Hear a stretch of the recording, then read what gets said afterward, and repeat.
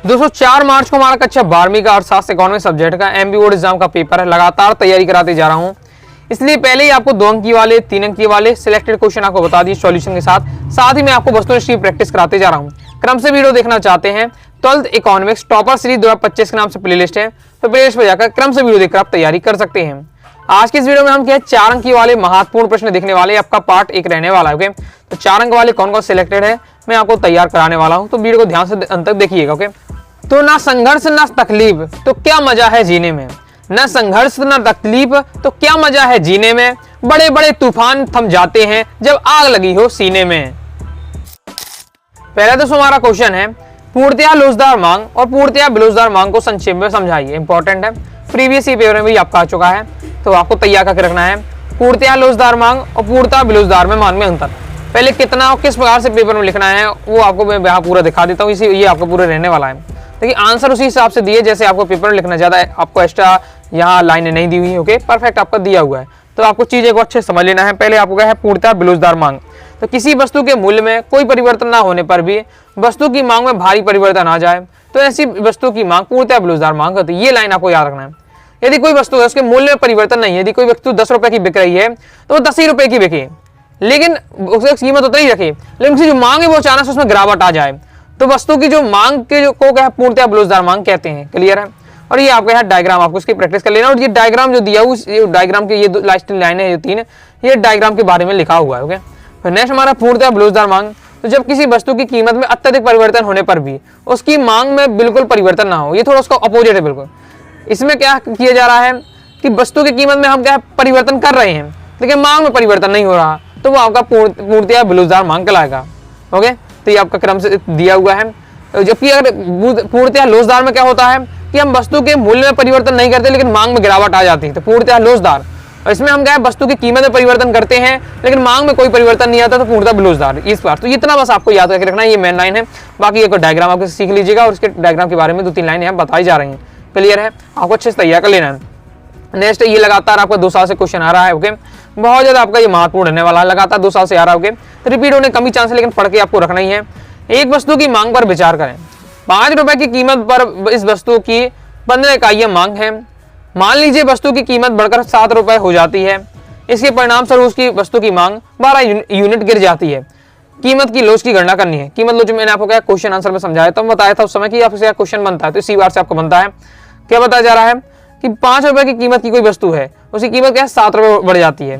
5 रुपए की जब कीमत थी तो 15 इकाइयां थी, और जब आपका 7 रुपए थी तो उसका क्या है 12 यूनिट उसकी गिर जाती, 12 इकाइयां गिर जाती है। कीमत लोच आपको गणना करना है। ओके, देख लेते कैसे क्या सॉल्व करना है। तो ये आपका दिया हुआ P1 यानी प्राइस जब पहले 5 रुपए है तो कितनी इकाइयां थी उसकी। ओके, उसकी 15 इकाइयां थी। जब आपकी दूसरी प्राइस कितनी थी, दूसरी प्राइस 7 रुपए है तो उसकी 12 इकाइयां। क्लियर है, कीमत लोच की गणना करनी है। जिस बार से मैंने लिखा है, जिस बार से दिया है, सेम इसी बात से आपको पेपर करना है प्रश्नानुसार। ओके, मांग की कीमत लोच, मांग की कीमत लोच का फॉर्मूला क्या होता है, वस्तु के लिए मांग के प्रति परिवर्तन बटे वस्तु की कीमत में प्रतिशत परिवर्तन। ये आपका फॉर्मूला निकल कर आता है इस बार से। ओके, डेल क्यू अपन हो जाएगा। अब ये डेल क्यू यानी क्या है कि आपका बताया जा रहा है इकाई में परिवर्तन, डेल पी यानी कीमत में परिवर्तन। तो वो परिवर्तन में कैसे निकालेंगे, परिवर्तन निकालनी सिंपल है, QT माइनस Q1 कर देना है, वो यानी उच्च वाली इकाई को निम्न वाली से घटा देना। अगर मैं पूछूं कि कीमत में कितना परिवर्तन हुआ, तो कीमत 7 रुपए थी तो 5 रुपए से 7 रुपए हो गए, यानी कितना अंतर है, डिफरेंस कितना 2 है, तो 2 हो जाएगा आपको। ओके, इसी बार से अगर पूछा जाए कि इकाइयों में कितना परिवर्तन हुआ, तो इसमें इकाइयों में कितना परिवर्तन हुआ है, आपकी 15 इकाइयां थी, 12 इकाइयां हो गई। तो अगर हम देखते हैं P2 माइनस आपका यहाँ QT माइनस Q1 करते हैं, यानी क्या -3, 12 में से 15 घट गई तो -3 आपका आ जाएगा। ओके, 12 से 15 घटाएंगे, छोटे में से बड़ा घटा तो -3 आपका आने वाला है। बस ये आपका फॉर्मूला है, ये हमने वैल्यू पुट कर दी। ओके, ऊपर नीचे 100 आएगा लेकिन वो कट जाएगा, तो इस प्रकार से हमारा रहने वाला है। ओके, तो ये हमारा आएगा, ये इस प्रकार से पूरा आपको सॉल्व होने वाला है। क्लियर, सिंपल है, बस ये फॉर्मूला वैल्यू पुट कर दिया हमारा आंसर आ जाता। हो गया, तो इस प्रकार से आ रहा था 0.5। क्लियर है हमारा। आगे नेक्स्ट देख लेते। नेक्स्ट हमारा क्वेश्चन है उत्पादन फलन क्या है, इसकी कोई 3 विशेषताएं लिखिए। तो उत्पादन फलन क्या होता है, उत्पादन फलन का अर्थ पहले भी आपको बताया जा रहा है कि उत्पादन फलन उत्पत्ति के साधनों तथा उन साधनों से प्राप्त उत्पादन के बीच संबंध की व्याख्या करता है। देखिए 4 नंबर वाले क्वेश्चन है, थोड़ा लॉन्ग आपको लिखने पड़ेंगे, तो तो यहाँ रटना वाला सिस्टम नहीं चलेगा ज्यादा। ओके, तो थोड़ा आपको समझ कर आपको चीजों को पढ़ना पड़ेगा। रटना क्या है, उसकी मेन हेडिंग, मेन पॉइंट, उसको आपको नोट्स बना लेना है। यानी इतने मान ली 10 लाइन के क्वेश्चन को आपको 3 से 4 लाइन में आपको पढ़ के रखना है, और उसी को आपको ऐसा समझ के रखना कि आप उसमें पेपर में 10 लाइन लिख पाए, ऐसा आपका रहता है। तो ये आपका पूरा दिया उत्पादन फलन के बारे में। ओके, अब इसके बाद उसकी विशेषताएं बतानी है, तो 3 विशेषताएं दी है। जैसे पहली विशेषता है समय निरपेक्ष धारणा, दूसरी है आपका उत्पादन फलन स्थैतिक अर्थशास्त्र का विषय, तीसरा है उत्पादन फलन एस्थेटिक तकनीक का विषय। ये तीनों पहले आपको हेडिंग याद करनी है, उनके बारे में 2 लाइन पढ़ लीजिएगा। नेक्स्ट हमारा क्वेश्चन रहने वाला है, कुल उत्पादन तथा सीमांत उत्पादन के बीच संबंध को चित्र सहित बताइए। अब कुल उत्पादन सीमांत उत्पादन संबंध है वो 3 नंबर में मैंने आपको समझाया, तो ये आपको पॉइंट दिए हुए हैं, तो इनको अच्छे से आपको तैयार कर लेना है, बहुत ज्यादा इंपॉर्टेंट है। और यहाँ से ऑब्जेक्ट आपको बनता है। ऑब्जेक्ट किस बार से बनता है, ऑब्जेक्ट वाले क्वेश्चन जब वीडियो में मैंने आपको समझाया भी था, एक आपको ऑब्जेक्ट बताया था। ओके, सीधे आपको अच्छे से तैयार कर लेना है। पूछा जाएगा जब कुल उत्पादन बढ़ती दर से बढ़ता है तो सीमांत उत्पादन होता है, घटता है, बढ़ता है, शून्य होता है, ऋणात्मक, इस प्रकार से क्वेश्चन आएगा, तो आपको क्लियर याद होगा तो बता देंगे बढ़ता है। तो बिल्कुल परफेक्ट आपको ये 4 पॉइंट आपको याद करने पड़ेंगे। ओके, फिर इसका ये आपको डायग्राम, अब क्योंकि लिखा है चित्र से बताया, 4 नंबर में 3 नंबर में आएगा तो ये पॉइंट बस पूछेगा, ज्यादा क्वेश्चन नहीं। 4 नंबर दी तो चित्र से चित्र ही पूछ लिया, तो एक बार चित्र भी आप प्रैक्टिस कर लीजिए, इस बार से रहने वाला है। क्लियर है। नेक्स्ट हमारा क्वेश्चन है, सरकारी बजट में पूंजीगत प्राप्तियां और राजस्व प्राप्तियां, इनमें आपको अंतर बताइए। तो पूंजीगत प्राप्ति और आपको राजस्व प्राप्तियों में अंतर बताना है, क्रम से दिया हुआ है। पूंजीगत प्राप्तियों की हम बात करते हैं तो वे प्राप्तियां जिनसे या तो सरकार की देय उत्पन्न होती है या फिर सरकार की परिसंपत्ति कम हो जाती है, पूंजीगत प्राप्तियां कहलाती है। क्योंकि राजस्व प्राप्ति में वे प्राप्तियां होती है जिसमें ना तो सरकार की देयता उत्पन्न होती है, ना ही सरकार की परिसंपत्ति बढ़ती है, राजस्व प्राप्तियां कहलाती है। क्लियर है। इस बार से आपका दिया हुआ है पूंजी प्राप्तियां, इनकी प्रकृति पुनरावृत्ति की नहीं होती है और ये एक बार होने वाली प्राप्तियां होती है। क्योंकि राजस्व प्राप्तियां होती है, इनकी पुनरावृत्ति होती है। इस समय प्रति क्या है, ये समय बार बार क्या आने वाली प्रतियां होती हैं, और जो पूरी जगह प्रतियां वो दीर्घकालीन होती है, राजस्व प्राप्तियां अल्पकालीन होती है। तैयार करिएगा। इसके आगे आपका ये दिया हुआ पॉइंट तो पढ़ के आपको रखना है। ओके, उदाहरण के लिए आपको बताया जा रहा है यहाँ कौन कौन सी है, क्योंकि राजस्व प्राप्तियां और दोस्तों आपकी पूंजीगत प्राप्तियां। नेक्स्ट हमारा क्वेश्चन रहने वाला है, भुगतान संतुलन और व्यापार संतुलन में 4 अंतर। भुगतान संतुलन और व्यापार संतुलन में क्या क्या अंतर होता है वो आपका दिया हुआ है। भुगतान संतुलन में दृश्य मदों के साथ अदृश्य मदों भी शामिल किए जाती है, जबकि व्यापार संतुलन में आयात निर्यात की जाने वाली दृश्य मदों को ही क्या है शामिल किया जाता है। अब दृश्य मद क्या है, अदृश्य मद, ये वाला टॉपिक भी पढ़ के रखिएगा। यहाँ से दोस्तों आपको ऑब्जेक्टिव बनता है। ओके, नेक्स्ट है भुगतान संतुलन की धारणा अधिक व्यापक होती है, जबकि जो व्यापार संतुलन होती है भुगतान संतुलन से एक क्या है, एक उसका पार्ट ही है, उसका एक क्या हिस्सा ही है। ओके, नेक्स्ट यदि किसी देश का भुगतान संतुलन पक्ष में नहीं है तो यह चिंता का विषय है, यदि किसी देश का व्यापार संतुलन से पक्ष में नहीं है तो वही अधिक चिंता का ये ज्यादा विषय नहीं रहता है। भुगतान संतुलन सदा ही संतुलित रहता है, लेकिन व्यापार संतुलन अनुकूल या प्रतिकूल भी हो सकता है। ओके, नेक्स्ट हमारा क्वेश्चन है, बजट की कोई 4 विशेषता लिखिए। बिल्कुल सिंपल है। ओके, तो सिंपल है आपका, तो बस इसमें आपको पहले हेडिंग आपको याद होनी चाहिए, उसके बारे में पढ़ लीजिए, आपको तुरंत यहाँ बन जाएगा कि बजट में क्या विशेषता होती है कि बजट का आधार रोकड़ राशि होती है, दूसरा ये सकल राशि होती है, तीसरा है समस्त क्रियाओं का एक बजट होता है। इस बार से दिया आपको पढ़ लीजिएगा, थोड़ा अच्छे समझ के रखिएगा। अनुमान वास्तविकता के निकट होता है, ये आपकी पॉइंट दिए, तैयार कर लीजिएगा। नेक्स्ट है स्थिर विनिमय दर के पक्ष में तर्क लिखिए। स्थिर विनिमय दर के आपको गुण पूछे जाएं या कुछ के पक्ष में पूछे जाए तो ये बातें आपको लिखना है। पहला, अंतर्राष्ट्रीय व्यवहार को ये प्रोत्साहन देता है। दूसरा, पूंजी निर्माण में सहायक होता है। विदेशी पूंजी को प्रोत्साहन करता है और विनिमय व्यवस्था करता है। ये आपका दिया हुआ है स्थिर विनिमय दर के बारे में। मैंने आपको स्थिर विनिमय दर के बारे में पूछे, ये टॉपिक अगर ये समझ लेते हैं तो इससे संबंधित आपका क्वेश्चन बनता है, उसके गुण पूछे जाए, उसके बारे में पूछा जाए तो आप इन्हीं पॉइंटों के आधार पर बातें बता सकते हैं। स्थिर विनिमय दर के बारे में आपका ये दिया हुआ है। ओके, नेक्स्ट हमारा क्वेश्चन है, किसी वस्तु की मांग को प्रभावित करने वाले कोई 4 घटक, तत्व या कारक लिखिए। बहुत ज्यादा इंपॉर्टेंट है। यदि भी कोई वस्तु की मांग घट रही, बढ़ रही, तो कुछ ना कुछ उसमें क्या है कारक होंगे। तो कौन कौन से कारक है जो से क्या प्रभावित कर सकते हैं किसी वस्तु की मांग को। तो पहला हमारा उपभोक्ता की आय। ओके, उपभोक्ता की आय यानी अगर लोगों के पास पैसा होगा तो लोग किसी वस्तु की डिमांड ज्यादा करेंगे, मांग ज्यादा करेंगे। अब पैसा ही नहीं है तो क्या मांग नहीं करेंगे, इसलिए उपभोक्ता की आय महत्वपूर्ण होते हैं किसी वस्तु की मांग के लिए। ओके, तो भाई यहाँ चीजें बातें बताएंगे। तो जैसे मैंने आपको बताया, बस इसी प्रकार से आपको बातें समझ के अपने माइंड में रखना है। बाकी हेडिंग बस आपको ऊपर पढ़ लेना कि हाँ उपभोक्ता की आय क्या प्रभावित करने वाला घटक है या तत्व है, कारक। किस प्रकार से आगे देख लेते हैं।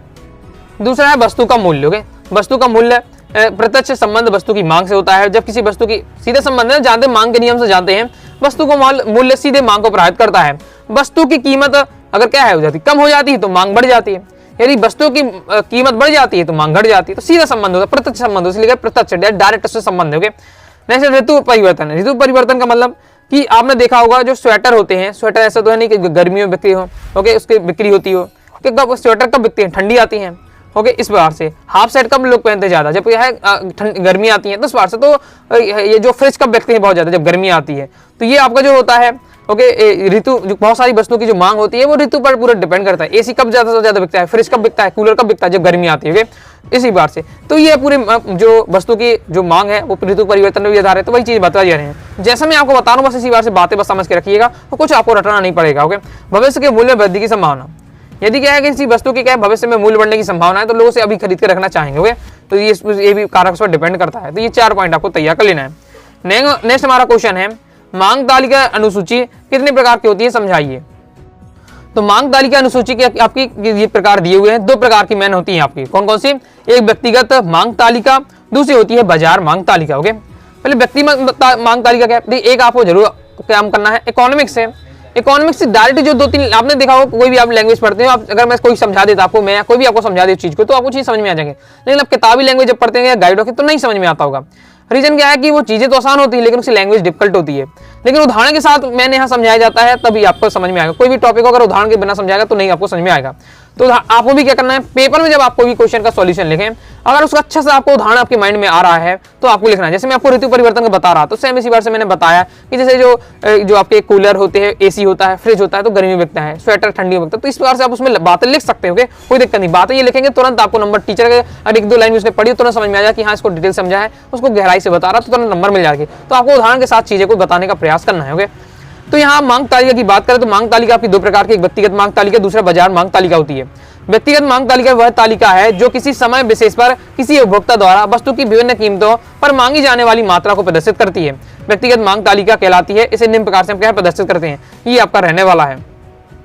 ओके, और इस तालिका सीधे हमें समझ में आ रहा है चीजें, यदि कोई चीजें सस्ती है, यदि उसकी कीमत कम है तो लोग उसकी डिमांड ज्यादा करेंगे, मांग ज्यादा करेंगे। जो हमने मांग के नियम में पढ़ा है कि कीमत सस्ती होती है, कीमत कम होता है तो मांग ज्यादा होती है, कीमत अगर वस्तु की ज्यादा होती है तो मांग कम हो जाती है। तो वही बात इस पर भी व्यक्तिगत मांग तालिका भी लागू होती है। आप यहाँ देखिए, अगर कोई चीज क्या 20 रुपए की, देखिए 20 रुपए की तो उसकी वो क्या किलो में मान लीजिए तो 6 किलो ले जा रहा है। ओके, 20 रुपए प्रति किलो है तो 6 किलो ले जा रहा है सामान को। अब उसकी कीमत बढ़ जाती है उसी वस्तु के, वो 30 रुपए किलो हो जाती है, 30 रुपए किलो हो जाती है, तब वो उसकी 5 इकाई ले जा रहा है, यानी 5 किलो ले जा रहा है। फिर उसकी और कीमत बढ़ जाती है, वो 40 रुपए हो जाती है, उसकी क्या है 4 इकाई ले जा रहा है। ओके, 4 किलो ले जा रहा है, उसकी कीमत और बढ़ जाती है, वो 50 रुपए की हो जाती है, तो 3 किलो ले जा रहा है। फिर 60 रुपए की हो जाती है, 2 किलो ले जा रहा है। क्योंकि व्यक्ति के पास जो भोक्ता है उसके पास पैसे तो निश्चित हैं, तो वो तो क्या है सामान, तो जब कीमत बढ़ती जाएगी तो उसे सामान कम करना पड़ेगा। ओके, क्योंकि पैसे उसके पास ज्यादा है नहीं। तो सीधे मैं यहाँ समझ में आ रहा है। ओके, तो इसी बात से आपको पढ़ लेना है। ओके, नेक्स्ट हमारा क्वेश्चन है, बाजार मांग तालिका क्या होती है। तो बाजार मांग तालिका किसी वस्तु की वह निश्चित कुल मांग है जो संपूर्ण बाजार में सभी क्रेताओं की मांग को जोड़कर प्राप्त हो जाती है। व्यक्तिगत मांग तालिका में व्यक्ति को एक फोकस किया जाता है, जबकि बाजार मांग में पूरे बाजार को यहाँ पूरा लिया जाएगा। इसमें बाजार के सभी क्रेताओं की मांग को जोड़कर प्राप्त किया जाता है। किसी वस्तु की व्यक्तिगत मांग तालिकाओं की सहायता से संपूर्ण बाजार की मांग तालिका ज्ञात की जा सकती है। इसमें निम्न प्रकार की हम सारणी से प्रदर्शित करेंगे। ये आपकी रहने वाली है तालिका। ओके, इसमें अब क्या रहेगा, देखिए वस्तु की कीमत तो आपको बतानी पड़ेगी, वस्तु की क्या कीमत है प्रति इकाई में। ओके, अब यहाँ बताया जा रहा है मांगी जाने वाली इकाई है। यहाँ 2 उपभोक्ता हैं।